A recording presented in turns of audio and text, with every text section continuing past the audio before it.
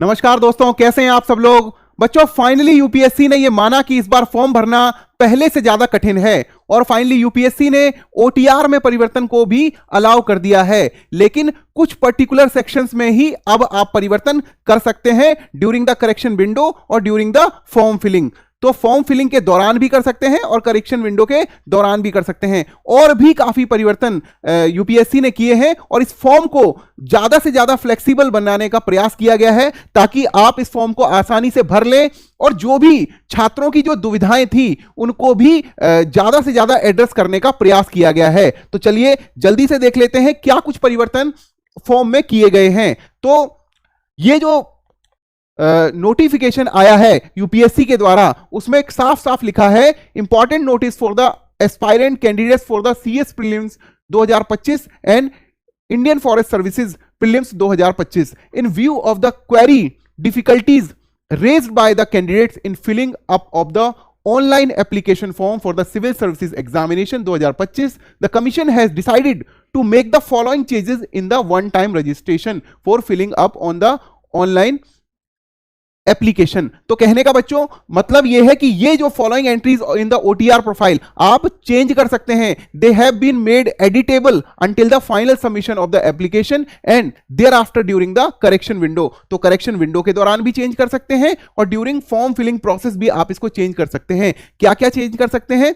एक तो पहला, have you ever change your name. इस क्वेश्चन में का जो जवाब आपको देना था इसमें आप परिवर्तन कर सकते हैं। आपने यस लिख दिया हो, आपको नो लिखना है, ओटीआर प्रोफाइल में लिखना है, इसको आप चेंज कर सकते हैं। जेंडर चेंज कर सकते हैं। गलती हो जाती कई बच्चों से कि वो जो ड्रॉप डाउन लिस्ट होती है वहां पर गलती से उनका मेल का फीमेल लिख जाता है और इस वजह से बच्चों का फॉर्म भी रिजेक्ट हो जाता है, अल्टीमेटली सिलेक्शन नहीं होता है। तो उसको भी एडिटेबल कर दिया गया है, आप यहां चेंज कर सकते हैं। गलती से अगर मेल का फीमेल या फीमेल का मेल लिख गया आप उसको चेंज कर सकते हैं। माइनॉरिटी स्टेटस आप चेंज कर सकते हैं और क्लास 10th बोर्ड एग्जामिनेशन का रोल नंबर भी चेंज कर सकते हैं ड्यूरिंग फॉर्म फिलिंग प्रोसेस और देयर आफ्टर करेक्शन विंडो के दौरान। ठीक है, और चेंज क्या नहीं कर सकते हैं ये भी ओटीआर प्रोफाइल में क्या नहीं चेंज कर सकते हैं ये भी बता दिया गया है। The candidates are not allowed to make any changes in the column relating to following entries.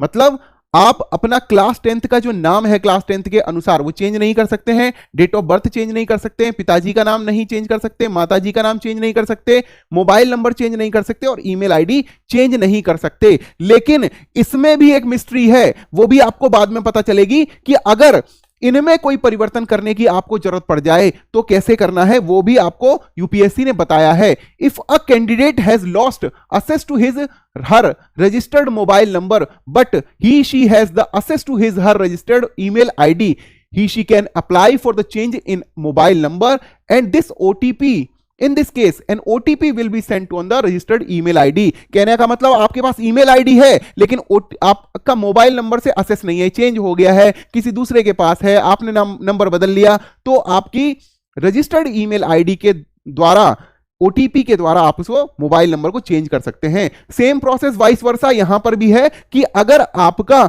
Email ID के साथ असेस नहीं है, आपने चेंज कर ली है या पासवर्ड भूल गए हैं या यूजर नेम भूल गए हैं, तब आप क्या कर सकते हैं, रजिस्टर्ड मोबाइल नंबर को यूज करके उस पे ओटीपी मंगा के आप ईमेल आईडी को चेंज करने के लिए अप्लाई कर सकते हैं। तो ये प्रोसेस दोनों क्या हो गए, एक दूसरे के पूरक हो गए। कोई भी एक चीज आपके पास अवेलेबल है तो आप कर सकते हैं। और सोचिए कि अगर दोनों ही चीजें अवेलेबल नहीं है तो क्या हुआ। यूपीएससी ने इतनी फ्लेक्सिबिलिटी आपके लिए अवेलेबल करा दी है फॉर्म भरने में आपकी कठिनाई को देखते हुए कि if a candidate report that he she has lost the access to his mobile number as well as registered email ID, दोनों ही नहीं है, तब क्या कर सकते हैं, the candidate will have to send a request to commission for making necessary changes at the email ID कितना otr.upsc.gov.in along with the following documents। कितने 4 डॉक्यूमेंट चाहिए। देखिए 4 डॉक्यूमेंट्स कौन कौन से चाहिए।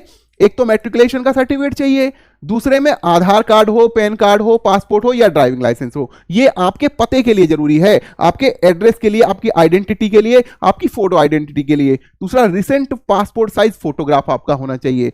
ठीक है, और अंडरटेकिंग होनी चाहिए। ये ब्लू कलर का जो लिखा हुआ है, जैसे ही आप फॉर्म में इसको क्लिक करेंगे आपको अंडरटेकिंग भी मिल जाएगा, प्रिस्क्राइब्ड फॉर्मेट में क्लिक करते ही मिल जाएगा, और उसी को भर के आपको भेजना है। कौन कौन से वो 4 डॉक्यूमेंट्स आपको पता लग गए? कौन कौन से 4 डॉक्यूमेंट्स है दोबारा बता देता हूं।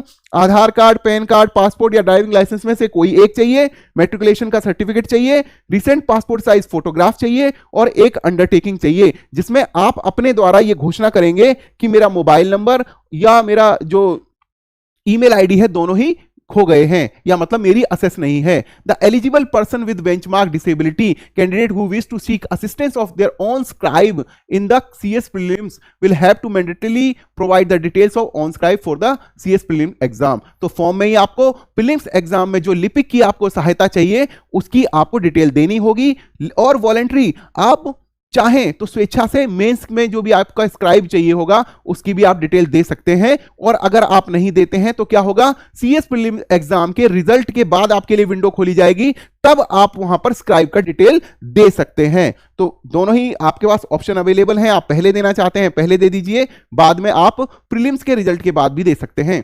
In case a candidates name has changed and there is a mismatch with the name given in his her matriculation higher education certificate, the candidate is required to submit a gazette notification। अगर आपकी 10th के certificate में और higher जो educational qualification है उसके certificate में नाम का मिसमैच है, तो आप क्या करेंगे, गजट नोटिफिकेशन जो निकला था उसको आप सबमिट कराइए। और अगर आप नहीं कर सकते हैं, नोटिफिकेशन तक आपके पास अवेलेबल नहीं है वर्तमान में, तब आप क्या कर सकते हैं, they may have applied the copy of same during the window which will be made available to the candidates after the declaration of result of prelim exam. Prelim exam के बाद भी आप गजट नोटिफिकेशन को यहां पर upload कर सकते हैं। अगर आपके नाम मतलब 10th के नाम में, 10th में के सर्टिफिकेट के नाम में और हायर एजुकेशन सर्टिफिकेट के नामों में अगर कोई मिसमैच है।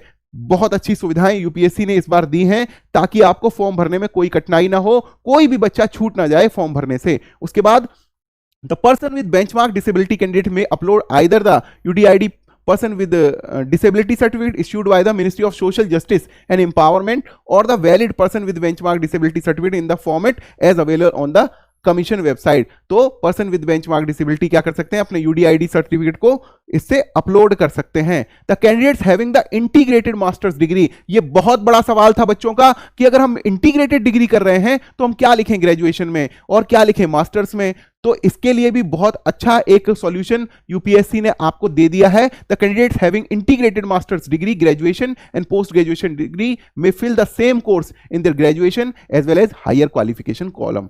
दोनों में ही सेम आप भर दीजिए। इंटीग्रेटेड डिग्री वाला जो आपका है ना वो आप ग्रेजुएशन में भी भर दीजिए और मेंस और आपकी जो पोस्ट ग्रेजुएशन है उसमें भी भर सकते हैं, हायर क्वालिफिकेशन के कॉलम में भी भर सकते हैं। उसके बाद the candidates are advised to go through the entries made by them in the relevant columns before finally submitting. जब आप फाइनली इसको सबमिट करें ड्यूरिंग द करेक्शन विंडो और during the form filling window, आप इसको क्या करेंगे, एक बार फाइनली सबमिट करने से पहले चेंज करेंगे। It may be noted that the after submission of the final application the changes correction if any in the entries in the application form can be carried out only during the 1 week correction window except for the entries in para B which will be provided by the commission after the closing date of application। तो बच्चों ये भी आपको इस चीज का देखना है कि अगर कोई भी आपको करेक्शन करनी है तो वो करेक्शन विंडो में ही करनी है। और करेक्शन विंडो कब है, 19 से लेकर 25 तारीख तक आपको करेक्शन विंडो दी गई है। 18 तक आपका फॉर्म भरा जा रहा है, 18 फरवरी तक, और आपको 19